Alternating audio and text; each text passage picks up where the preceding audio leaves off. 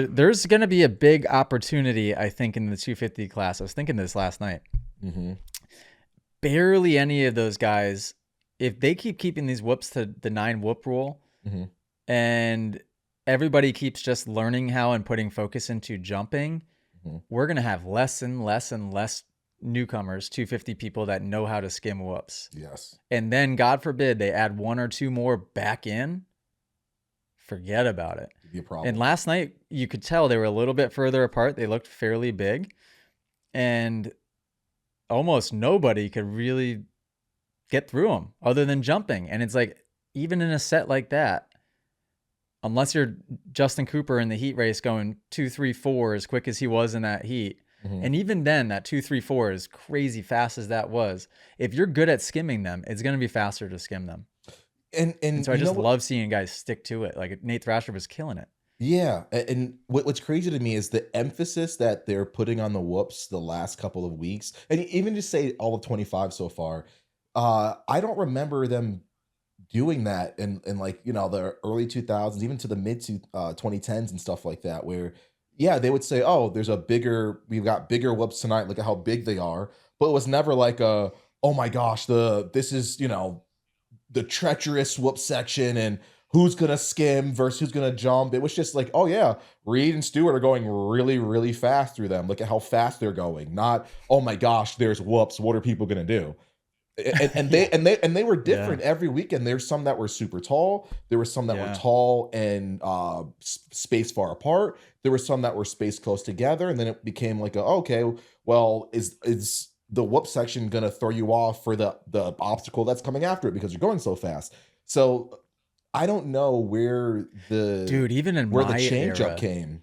even in my era, not even that early in my era, because I remember it being 450 class, but I would Hmm. say from 2011 to 2018, maybe 2019, maybe, before everybody got soft during COVID. Mm. But there were some crazy sets. There Yes. was some where I remember like nobody skimmed them, period, really, except for maybe like Brayton tried to get through them one time or something Yeah. like that, and then they would just have to redo them and make them more rideable. Yeah. I Oddly, remember in main a lot of events in the those came 250 from class. Anaheim. Yes, that one Yeah. that I'm thinking of Yeah. specifically was at Anaheim. Yep. Yep, I remember some at Dallas Supercross one year when I was on 250s, probably 2012. Me and like Baggett, I remember in the main event up there ish, just going double, double, double. Not Mm. because jumping a whoops was a thing then, but it was Hmm. because you couldn't. They got so big and gnarly that you couldn't skim them. Mm. So I think that's part of the reason now I just have confidence and I can skim anything Yeah. essentially. But I watch the races and it just drives me up a wall sometimes watching the 450 main event. Yes. Why did Sexton stop? I mean, it's easy to say when you're watching on TV, but Sexton lost that race only because he was trying to jump through the whoops. Yeah. Keep skimming, skim the whoops. Especially don't try Man. and Webb is amazing at jumping through them. So if Yeah. you guys are close the entire rest of the track, Mhm. you just can't try to go head to head versus Webb in jumping the whoops, unless you're like Justin Cooper, who might even be better than Webb at jumping the whoops. Yeah. But the whole race, I'm like, Chase, skim him. And not only was he jumping him, but Chase kept trying different lines in the jump Oh, line. thank you. And he would just keep Thank you. messing it up. He couldn't get in that pocket to go single and off the Yes. setup whoop and go 3 in. Yep. He was just botching them every lap, and then he catch right back up. Oh my gosh. Yeah, it was frustrating me. It's so It easy was to say when you're so watching it on frustrating. TV. Yeah, yeah. And we, all the respect to these racers because they're all flying, obviously. But me and Ray were doing the watch party in the app, and I wish AJ, you should have seen our faces because every lap we were like, okay, cool, like Sexton skimming up into a certain point whenever he started jumping in, and we're like, why is he changing his line now? Like, why would you alter halfway through the main event when you're clearly you're a skimmer? You don't have much experience jumping through. You know what I mean? And just to see that he kept going back to it over and over. His approach was not right. Webb's entry, so much of a better line. It really dialed in. To see Chase try it over and over, and just see all the work that he did the lap prior, just go out the window. Oh man, I was feeling frustrated for him. So I can only imagine what he was going through underneath that helmet, of like, dang it, dude, I'm trying to catch this guy. I'm trying his lines and I'm still not making a pass. But I um, was impressed that it was even able to still be that close after all that, because usually yeah, when you have one section on the track that you just cannot make up your mind on what to do. I'm yeah. all about exploring sometimes, right? Hmm. It's better to explore than it is to stay in a line that you know sucks and just ride it lap after lap. But doing what I was watching Chase do, Hmm. which was just fumbling with the section every single lap because he just couldn't really make up his mind on what to do. It would almost look like as he got to the setup whoop, he was deciding right then and there like what to do, Mm. which is really odd. I mean, it must just go to show how gnarly the whoops were to skim, but then it flashed to like I saw Ferrandis just getting across the tops of them, no problem. So Mm. you just got to stick to the commitment. Chase's bike looks really good and planted when he skims the whoops. I don't see anything wrong with his bike to skim them.